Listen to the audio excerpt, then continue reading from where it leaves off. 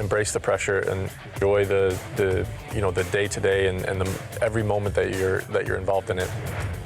Knowing that I can go out and wear the crest, not only wear the crest but be on the field while I have the crest on, it just makes everything so much better. We care so much, and yeah, it means a lot to us. We want to do our best, represent this country best we can. As the month of June arrives, so does the summer of soccer. Welcome into this special presentation, Meet the Team. I'm Martin Kilcoyne. The World Cup is here, literally here in the U.S., and for the U.S. men's national team, the final roster is set. 26 players chosen to play on home turf. I put the trust and the confidence in, and really believe in all the players that are that made the roster. It's not only Taylor. I trust in everyone. That is why we select them. We really believe that we can do a fantastic job, that we can perform, and I trust in Taylor, but I trust in the whole roster. And the final math looks like this: 3 goalkeepers on the team, 10 defenders, a number that has drawn much discussion and a fair amount of criticism, 6 midfielders and 7 forwards, the guys up front trying to score, while Matt Freese in his first World Cup does his best to keep the ball out of the net. Here's Jordan Williams. I'm there to win, no matter what it is. It goes without saying that every professional athlete is competitive. But for Matt Freese, it seems that competition is the ultimate feeling. I love competing. I love winning, and sports, soccer specifically, kind of gives me an outlet to try to do that in the most binary sense possible. You either win or you lose. And in soccer, sometimes you draw, unless it's a winner-take-all game, and that's when Matt shines. Penalty shootouts. He's made it a habit to showcase his ability to save a spot kick when it matters most, like in the 2025 Gold Cup quarterfinals against Costa Rica when he made 3 saves. Penalty kicks in general are kind of the quintessence of competition, right? It's it's just you versus one guy who's going to come out on top, and I like coming out on top when I can. As a goalkeeper, that confidence is key. Chemistry and communication is also important on and off the field. Just the group has really come together. We have a group chat with a ton of us that every single day there's like 50 texts in. If you're not together, if you're not a team, if you don't have chemistry and fight for each other, believe in each other, and lay it all out there for each other, it's going to be difficult to succeed at the highest level. All that's left to do now is go out and represent the United States in a World Cup on home soil. Anytime you get the chance to represent your country, it's a huge honor. It's something that you grow up looking forward to and dreaming about. Another Matt Turner, veteran of the 2022 World Cup, likely goalie 1A, waiting in the wings. And with his 54 appearances for the U.S. men's national team, he's one of the more experienced players on the squad, topped only by a few, including the captain, Tim Ream, who gets to wear the C at the age of 38. I've done everything I possibly can to be sitting here, to be a part of this group, to be a part of the World Cup and make a second make a second World Cup and have it be on home soil. So proud of the fact that all the decisions that I've made, all the work that I've done on and off the field has landed me a second opportunity. Tim Ream's experience topped only by Christian Pulisic, the superstar forward who has played in over 80 matches for the U.S. men's national team. His thoughts when we come back as we continue to meet the team.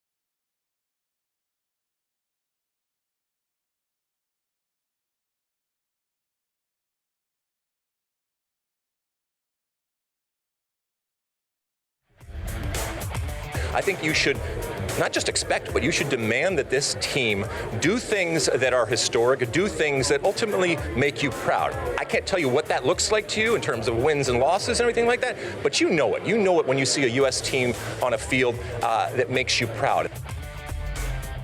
With the World Cup back in the U.S., lots of memories stirred for members of the 1994 team, including the legendary Alexi Lalas. Martin Kilcoyne back with you as we continue to meet the team. And for Christian Pulisic, he needs no introduction. Superstar who plays for AC Milan, Pulisic with 33 career goals for the U.S. in international competition.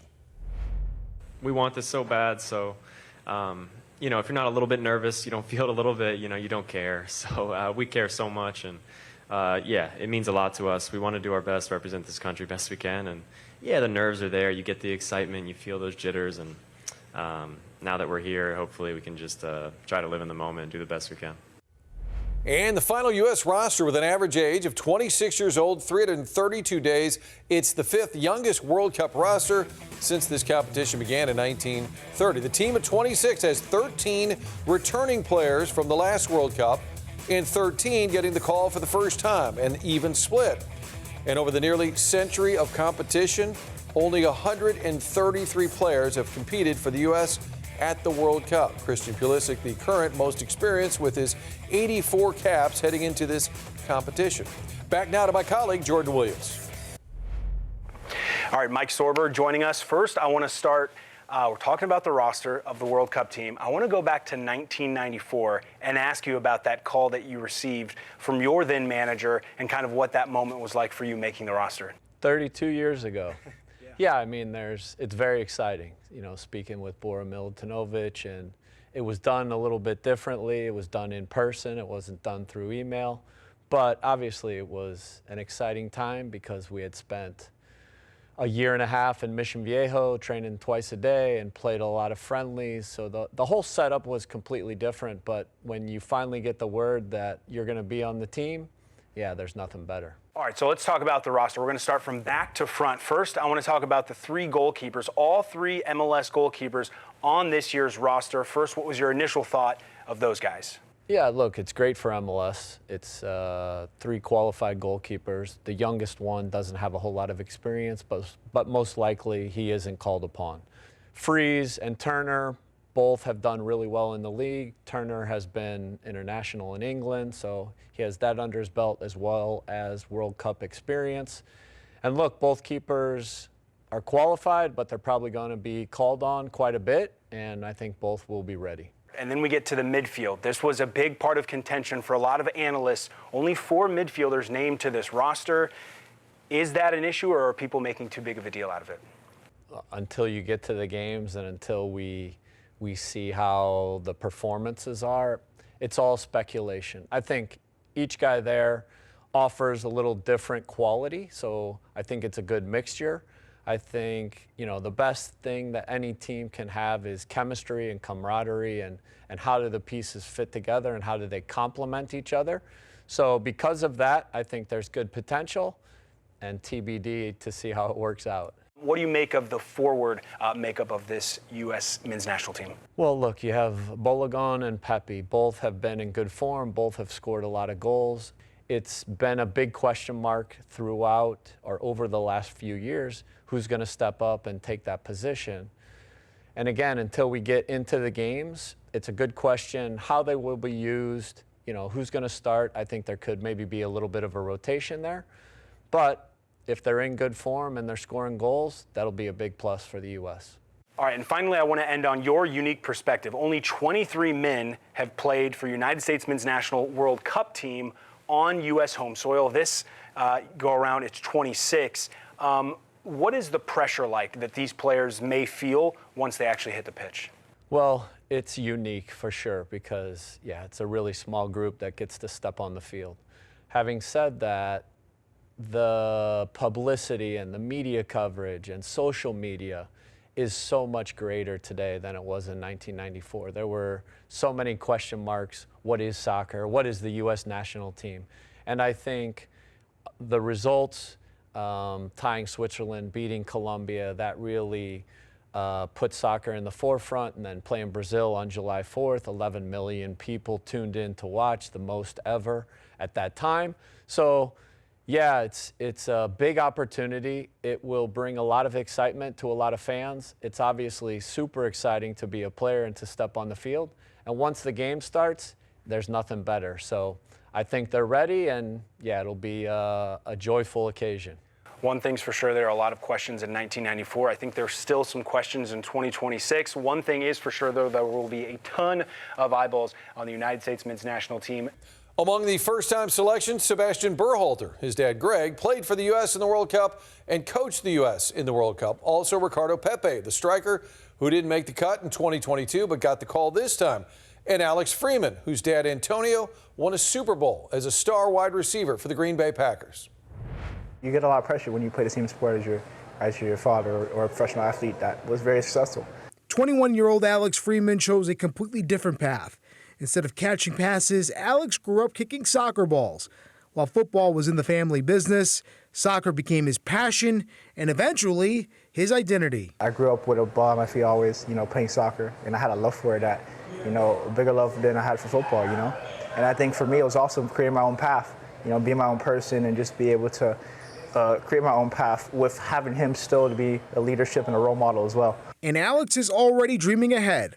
A World Cup appearance, maybe even a World Cup title to go along with a Lombardi Trophy winner in the family home. Lombardi Trophy, Super Bowl ring, we need all the Super Bowl we can get. My dad says that effortlessly, that if I ever won one, that it's just going to go right next to that trophy for sure. In 2002, the U.S. made it to the quarterfinals of the World Cup. That continues to be the high water mark for the Americans on soccer's biggest stage. The coach, Mauricio, on what this opportunity means as we continue to meet the team.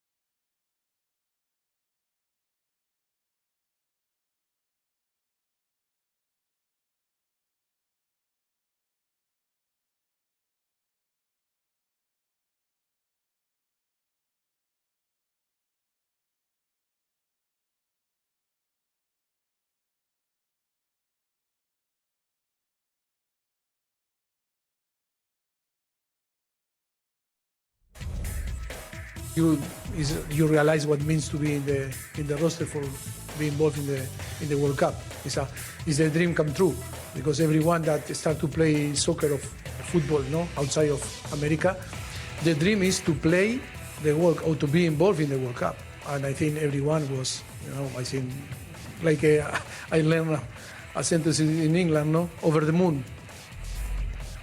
Over the moon. Part of the veteran roster for Coach Pochettino, Tim Weah. He's only 26, but the forward has made 50 career appearances for the U.S. team heading into this World Cup. Playing professionally, currently in France. Got some good lineage as well. Weah's father, George, a former professional soccer player who later became president of Liberia. I usually do succeed in big moments, usually score or assist in big moments, usually get the team going in big moments. So it's definitely, I would say it's luck. I would say it's luck, and it's definitely God. So I'm just happy to be able to represent this country, represent my family at such a high level. A well-balanced roster from all over the U.S. The World Cup breakdown for the American team. Players from 12 different states. New York leads the way with 4. California, Texas, and Pennsylvania all have 3 players on the final roster. And there's one from Missouri, St. Louis's own Tim Ream, the captain, who's been doing this for a long time. Here's Kevin Ryans. You get drafted straight out of college, and you have your dreams and your aspirations of playing in a World Cup. I mean, I remember actually being at the stadium and announcing who was hosting the World Cup. Unlike many of his teammates, Reem has already lived a World Cup, and he's the only player on this roster old enough to remember the last time the U.S. hosted one. So that tells you how old I am and how long I've been around. But no, I think that the biggest thing is just to embrace what it is, right? And embrace the pressure and enjoy the day to day and every moment that you're involved in it, because it comes quick and it goes quick. At 38, every call-up carries a little more weight. Reem says staying in the picture this long isn't luck, it's adaptation. And as you get older, you're always a little bit, surprised when you still keep getting called. But I've maintained for a long time that if you take care of yourself and you do the right things and you can adapt to what the coaches are asking, you give yourself the best possible chance to continue to be called in. And with the newer coaching staff and a deep player pool, his leadership has taken on an even bigger role, helping shape what he calls a renewed culture within the team. We brought a group of guys together who had never played together, created an atmosphere, a culture, and a togetherness that has been, lacking. For Reem, the internal competition is exactly what pushes the group forward and pushes him to keep earning his place. You're not just competing against other teams, you're competing against guys who are within your own team, within your own squad, and that gets the best out of everybody.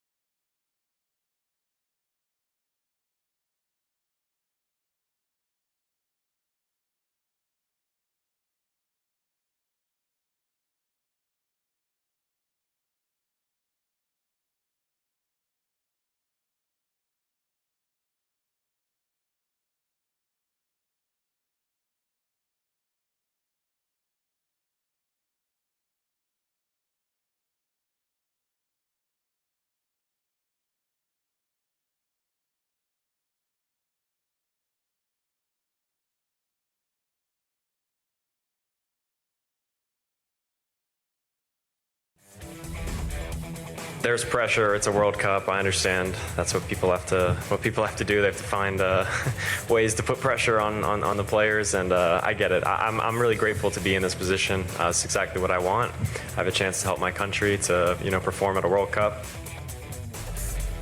The summer of soccer has arrived. Martin Kilcoyne back with you as we meet the team, and we also take a look at the matchups with the U.S. in Group D alongside Paraguay, Australia, and Turkey. Let's get some insight from somebody who suited up and played for the U.S. in the World Cup.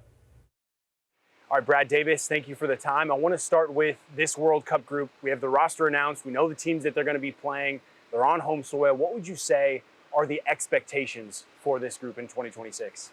Yeah, the expectations are obviously going to be to get out of the group. With a lot more teams in the tournament now, getting out of the group should be a little bit easier. I really feel like this team is gonna get out of the group. Obviously, they had a great game the other day against Senegal. A great stepping stone leading into the tournament, hopefully peaking at the right time.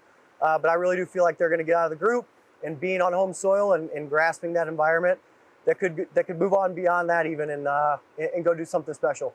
I think in theory, the World Cup is expanded and you think it's going to be easier groups, but if you take a look at USA's group, it's still like it's a winnable group, but the teams in it are still pretty good, right?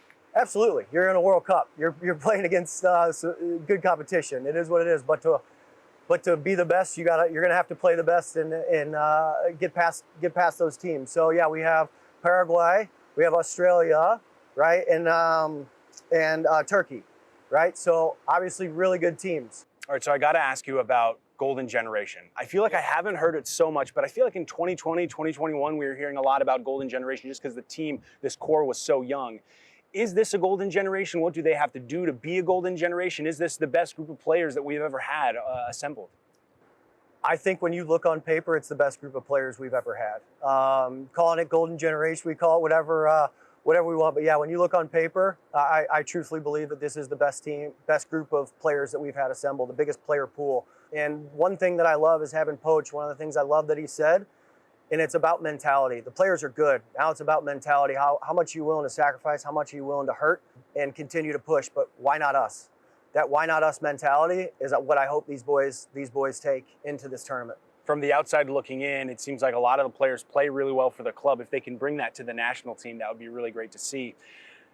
I wanted to ask you about this talent pool that we have, kind of staying on the same topic. Christian Pulisic is obviously the one name that jumps out, maybe Weston McKennie as well. Is there a dark horse player or one or two that maybe some fans aren't maybe aware of that you think could play a big role in this tournament? I would say, and his name was brought up a lot in this last game against Senegal, and I think it's Sebastian Berhalter. He's really flown under the radar, but the work and the discipline and the compete level that he's got and the consistency, which is the most important, the consistency in which he's done the work with the national team and also with his club team. I think that's going to be a player that we see a lot in this tournament.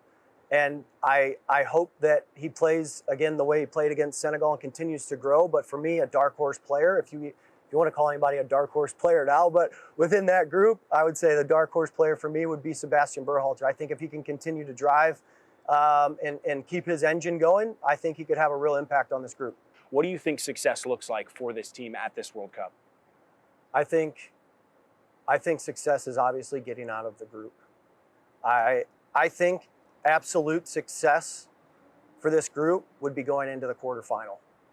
I really do feel that. And I believe that if they get to a quarterfinal and being from experience, you get to any of those moments, now you know you've gone through your group stage. You know you've gone through the next round of games, knockout games, right? You're battle tested at that point. Confidence is growing at that point. They can go on and do anything after that. Because right now, what I think they really truthfully need is that belief. And I think if they have success within the group, that is going to carry that belief and that confidence as they continue to move forward. It's still a young, unproven group, in all honesty. Like, now we're heading into the world's biggest stage, the world's biggest tournament. That is still, whatever you want to say, they play in big clubs, right? They've been under pressure, but this is representing your country in a World Cup on home soil. The pressure is real. They're feeling that pressure, but if they can have a little bit of that success, get out of that group, win a knockout game, and move into the quarterfinals, that confidence, I think they're going to be flying, and God only knows what happens from that point, but they have just as good a chance as anybody. And for the first time, it's a field of 48 teams. But the odds makers, those folks in Vegas, they still like the classic contenders. Spain listed as the favorite to win the Cup on several sites. The only time Spain won previously in 2010, followed by France, England, Brazil, and then the defending champions, Argentina with Lionel Messi. The U.S., by the way, listed around 13th or 14th most likely to win it all. And the championship, it all concludes with Sunday, July 19th from New Jersey. It's truly the summer of soccer with the best players on the planet coming to the U.S. and the world will be watching. Thanks for tuning in to this special presentation, Meet the Team. I'm Martin Kilcoyne.